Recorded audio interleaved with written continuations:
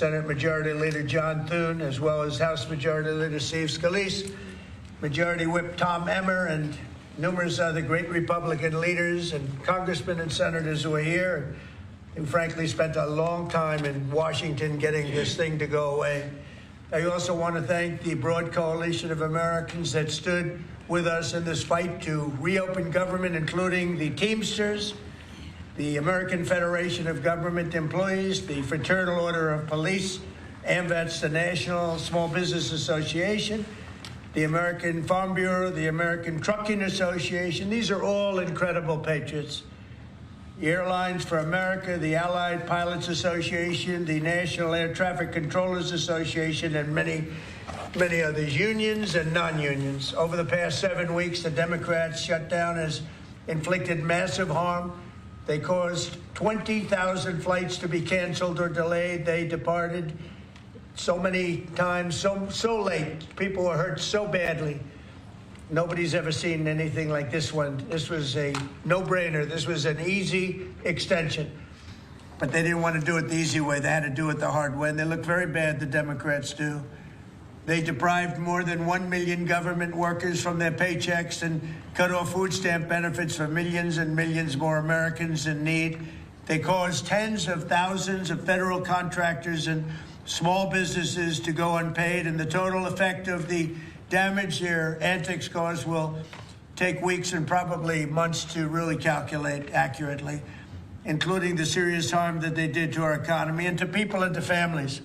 So I just want to tell the American people, you should not forget this. When we come up to midterms and other things, don't forget what they've done to our country. I also want to call for a termination to the filibuster so that this can never happen again. If we had the filibuster terminated, this would never happen again. And don't forget, we have another date coming up in the not too distant future. We can never let this happen again. And we should be able to pass great, really great legislation. So I say terminate the filibuster because, by the way, the Democrats will do it immediately if they ever assumed office, which hopefully they won't. Today we had the highest stock market price ever in all of the different markets. We set a record. It's the 48th time in the 9 months that I've been in office that we had this record set. So think of that, 48 times we had a record set, but today is the highest of them all. We're going to break new grounds. Nobody would have thought. I have with us not only the great political leaders, but the great business leaders of our country. They're standing right behind me and right really alongside of me. And if we would have told them a year ago that we'd be having stock prices this high, none of them, in fact, I just asked them that question, none of them would have believed it. And that inures to jobs and, very importantly, to 401ks, which have also set a record today, a record high for the people that have 401ks. And also, I want to thank Walmart because they came up with a fantastic study. It was the cost of Thanksgiving coming up and the cost of Thanksgiving from a year ago under Sleepy Joe Biden, and we're 25% lower this year than we were a year ago. And it's a very inclusive report, so I want to thank Walmart. They've done it for many years, but we believe in that, and we believe in that company.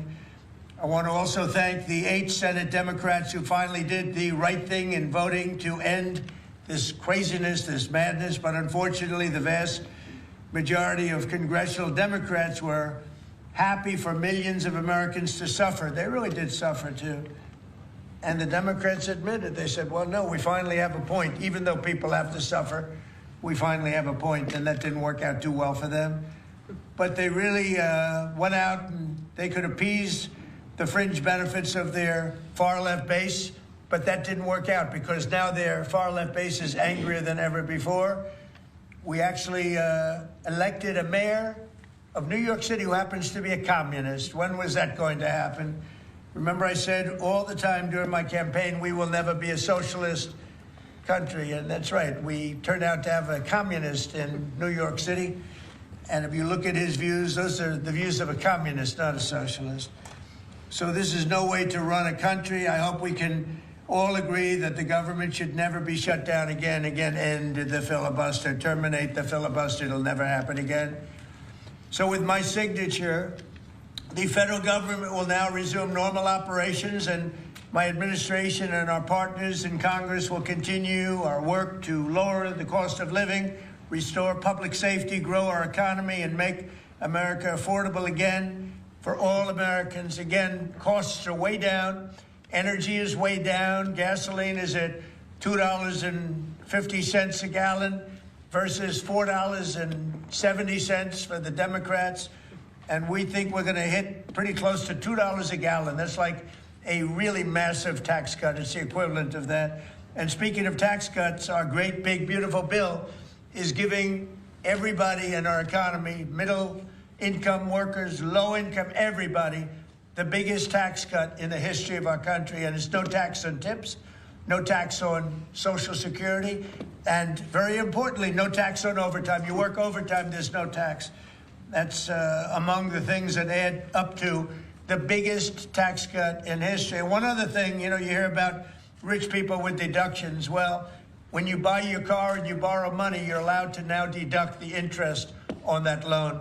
So you can take that interest deduction and what you can take is that interest payment and deduct it for income tax purposes. That's a tremendous tax cut right there. But it all includes fixing the healthcare system that Democrats broke with the disaster known as Obamacare. Obamacare was a disaster from day one. It's done nothing but go up. And if you remember President Barack Hussein Obama, when he came up with this crazy idea, he said everything's going to be great.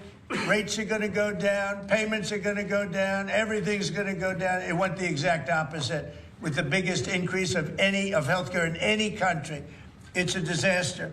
And I'm calling today for insurance companies not to be paid, but for the money, this massive amount of money, to be paid directly to the people of our country so that they can buy their own healthcare, which will be far better and far less expensive than the disaster known as Obamacare. And I've had, I think, great support. I've even had Democrat support. So we want the money that would be going to the insurance company, which is hundreds of billions of dollars. Their stock prices have gone up by 1,000% in many cases, 1,000% over a short period of time, because our country stupidly pays them so much money with this Obamacare scandal. So I want the money to go directly to you, the people. And you go out and you'll buy your own health insurance and you'll negotiate different plans and you'll get much better insurance, and you will be an entrepreneur for yourself. So I'm always willing to work with anyone, including the other party. We'll work on something having to do with health care. We can do a lot better. We can do great. So much money is involved, and we're willing to pay so much money to the people. So we're going to pay a lot of money to the people. They're going to go out and buy their own health care, and we're going to forget this Obamacare madness. So with all of that, I just want to tell you the country has never been in better shape. We went through this short-term disaster with the Democrats because they thought it would be good politically. And it's an honor now to sign this incredible bill and get our country working again. Thank you very much.